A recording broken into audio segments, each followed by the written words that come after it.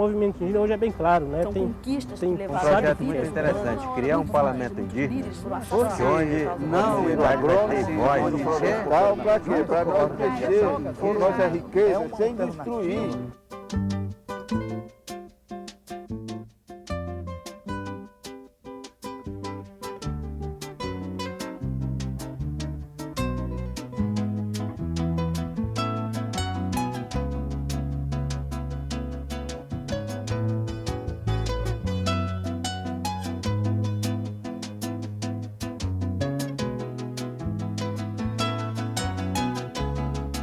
Essa discussão aqui do que o Museu Nacional está fazendo sobre uma base para uma nova política indigenista vai servir muito para que talvez o governo tenha a consciência de analisar as propostas que vão sair daqui e para criar uma política indigenista que realmente sirva para as comunidades indígenas. Eu acho que esse seminário ele reúne pessoas das mais diversas áreas de atuação, com diferentes graus de envolvimento com as comunidades indígenas brasileiras e que deverá trazer uma contribuição efetiva para que o governo sinta que nós não podemos virar a década de 90 tolerando a política atrasada, né? Essa política de marcha ré que a Fundação Nacional do Índio tem feito com relação aos territórios indígenas, ao desenvolvimento das comunidades indígenas. Imaginamos que uma contribuição importante que poderíamos dar enquanto Museu Nacional, enquanto universidade, seria trazer para esse contexto a manifestação de problemas e perspectivas das populações indígenas com as quais trabalhamos no Museu Nacional em termos de pesquisa. Talvez uma das primeiras oportunidades em tempos mais recentes de sentar em condição paritária organizações indígenas e organizações não governamentais, setores do Estado e cooperação internacional para debater um tema que pode ser exemplar para muitas outras questões relativas ao desenvolvimento social no Brasil. Área Caiapó é rico de madeira, é rico de ouro. Não é só conhecer o índio amazonense, os nossos irmãos do Amazonas, que ainda tem área maior, que tem possibilidade de se locomover numa área bem grande, que é muito lindo, é muito bonito o índio viver sua vida natural. Nós não temos nada disso.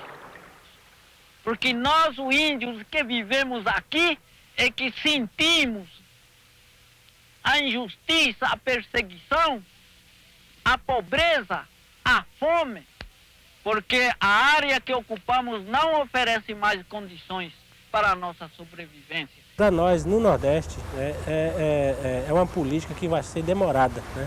Em primeiro lugar, porque é uma região seca, né? A FUNAI sempre fez um pacote para todos os índios. Não pode ser nunca uma política indigenista unitária, homogeneizante. Ela precisa ser sempre marcada pelas diferentes facetas, para que ela possa reconhecer as demandas de cada uma dessas populações, que ela tenha em si a possibilidade de reconhecer, incorporar o quanto as populações indígenas são diferenciadas entre si. Então está na hora da FUNAI desmanchar essa visão colonial e retrógrada sobre o povo indígena e interagir de uma maneira mais realista com as nossas comunidades. Agora, a FUNAI tem que ter outro tipo de trabalho. Não é mais chefe de posto, não é mais sertanista, não é mais indigenista. Hoje as comunidades indígenas exigem do governo algo que a FUNAI não tem mais a oferecer, que diríamos formas de cooperação bem mais avançadas do que a partir de uma tutela, de uma proteção, de uma representação de interesse. A tutela não é apenas um instituto jurídico, mas é também uma forma de dominação, um modo de poder de Estado. E que, nesse sentido, essa relação do Estado-patrão, né, e do índio clientela, cliente, sempre em dívida, sempre pedindo, precisa mudar.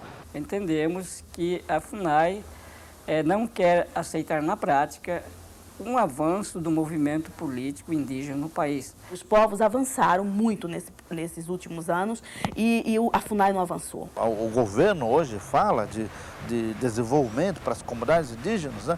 Mas ao mesmo tempo não deixe que as próprias comunidades indígenas tenham a sua expressão política, né? De se organizarem, de serem seus próprios porta-vozes. O movimento indígena hoje é bem claro, né? Sabe o que quer, né? Agora, a FUNAI tem um poder. Né? Quem demarca a terra, oficialmente, é o governo. Quem que tem que dar assistência à saúde, oficialmente? É o governo. Quem que tem que proteger a educação indígena? É o governo. No caso do Acre, a gente está pensando como criar um grupo de representação das mais diferentes etnias que possam dialogar com o governo, sem que necessariamente isso possa ser entendido como uma representação política de segunda categoria. Não, pelo contrário. Esses são, digamos, os agentes políticos das comunidades indígenas para defender os seus interesses junto ao governo do Estado. Nós estamos com um projeto muito interessante, criar um parlamento indígena, onde a comunidade vai ter voz dentro desses poderes legislativos, os seus direitos, né? Nós não estamos querendo quebrar nada, nós estamos querendo fazer o que é nosso, né? É o direito mesmo da gente. Eu acho que as comunidades indígenas exigem um organismo hoje muito mais ágil, muito mais, podemos até dizer assim, bem mais aparelhado para responder a novas demandas. Então, o que nós temos que fazer é criar um programa de emergência para ir atendendo essas necessidades e a FUNAI, pouco a pouco, ir buscando o seu destino de ser essa grande instituição de defesa de direitos. No início desse ano, a Câmara dos Deputados tomou a decisão de instalar uma comissão parlamentar de inquérito, uma CPI, que tem sido chamada como CPI da FUNAI, mas na verdade é uma CPI das demarcações. O que esses parlamentares querem fazer é diminuir a demarcação de terras indígenas. Realmente, o governo está voltando atrás de tudo aquilo que os índios conseguiram, que foi uma luta realmente, uma luta democrática, uma luta de direitos, né? E são conquistas que levaram até vidas humanas, muitos indígenas, muitos líderes foram assassinados por causa disso, e que hoje o governo volta para trás. Se esse for meu destino, sou autorizado pela natureza, por Deus, estou disponível. Não vou me recuar. Na verdade, ela é uma anti-CPI, no sentido de que ela foi constituída a partir de um requerimento antigo, com mais de 4 anos de existência, que estava engavetado, que foi desengavetado no início dessa legislatura, para que não fosse instalada no lugar dela uma outra CPI que viesse a investigar a questão dos bancos e do sistema financeiro no país. Então, interessava ao governo essa outra CPI, e como só podem funcionar 5 CPIs simultaneamente na Câmara dos Deputados, foram desengavetados requerimentos antigos, de maneira a bloquear o espaço regimental para que essa outra CPI funcionasse. O interesse desses parlamentares discutirem a questão de procedimento de demarcação de terras em algumas áreas indígenas é onde alguns desses parlamentares têm interesse econômico. Ou estão explorando madeira ilegalmente na área, ou tem garimpagem na área. Não acho que ela vai produzir assim qualquer tipo de constrangimento maior para a FUNAI. Ela vai até talvez clarear algumas preocupações que são legítimas. Por exemplo, há na parte dos próprios militares brasileiros uma preocupação grande com as grandes áreas de reserva junto às fronteiras internacionais, por uma questão de segurança. Em 86, quando os Yanomamis foram mortos na faixa de fronteira do Brasil com Venezuela, né, os garimpeiros mataram, queimaram uma aldeia toda de Yanomami. E por culpa de quem? Dos índios? Na faixa de segurança nacional? Foram os índios culpados? Ninguém sabe para onde vão as nossas riquezas, né? Será que o governo brasileiro poderia nos dizer para onde vai o ouro que sai da área Yanomami, que sai da área Macuxi, lá na Raposa Serra do Sol, e tantas outras áreas indígenas onde tem garimpo e mineração? Foi vendido um discurso para as pessoas de que a floresta era um atraso e que o progresso era retirar a floresta para criar boi, era retirar madeira para vender, enfim. E de repente, 20 anos depois, as pessoas perceberam que aquilo não gerou riqueza, não gerou emprego, gerou mais miséria e, além de tudo isso, destruía a mata, que as pessoas têm uma relação de amor e de respeito pela mata. Nós precisamos de técnicos, técnico agrônomo, técnico agrícola engenheiro agrônomo, engenheiro florestal, para quê? Para nós mexer nossa riqueza sem destruir. Viver na mata a gente é especializado, a gente é craque nisso.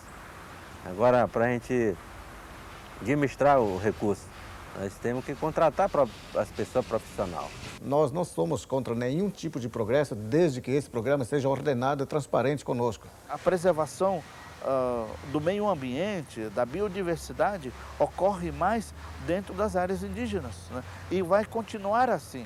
Nós não estamos preocupados em ganhar muito dinheiro com os recursos naturais que nós temos, mas sim de sobrevivência e deixar o que nós temos para os nossos netos e para os filhos e os netos deles mais tarde.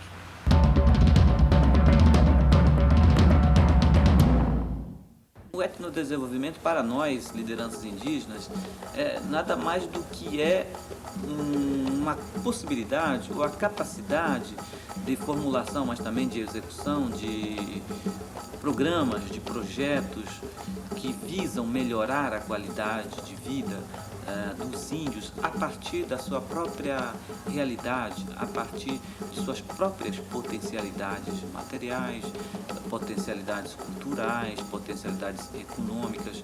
Os índios não querem ser tutelados, eles querem aliados que possam contribuir no seu crescimento dentro dessa nova realidade, na busca do aprimoramento dessa realidade. Então essa organização através de associação, de cooperativa, é importante porque é mais uma maneira do índio ocupar esses espaços.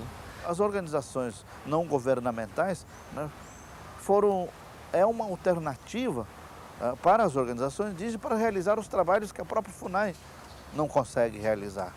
Fosse não assim ONG, junto com a organização indígena, nunca sai demarcação da terra indígena. Com certeza. Queremos aproveitar junto, queremos trabalhar em conjunto com respeito, né? Queremos trazer essas coisas em conjunto. Mas acabou dessas coisas de discriminação, tu é índio, eu sou branco. Não, nós somos igual, vamos ver. Eu quero comer seu produto também. Daqui a pouco ele vai querer comer também meu produto, porque é importante. O governo federal eu acho que tem obrigação de fazer isso, ajudar o índio. Colocando a sua devida autonomia em termos culturais, em termos sociais, enfim. Eu poderia citar aqui o caso do governo do Amapá. O governador Capiberibe tem tido uma experiência muito interessante nesse sentido. O esforço que está sendo realizado hoje pelo governador Jorge Viana no sentido de estabelecer uma parceria com as organizações indígenas e com as comunidades, e o próprio governo do Mato Grosso, que fui informada de que também está fazendo esse esforço.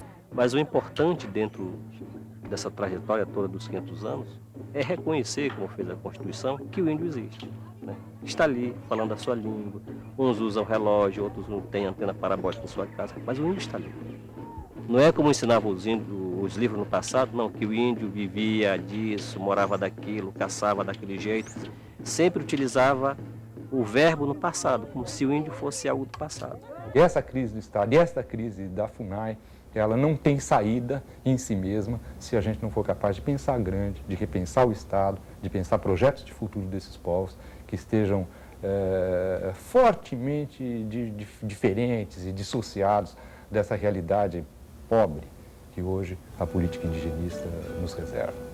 Então nós acreditamos que existe uma alternativa de vida diferente, que nós acreditamos nessa forma de viver, nessa forma diferente, onde você chega, você come, você bebe, você dorme, você não paga absolutamente nada. Parece nada, mas isso tem um valor importante para nós.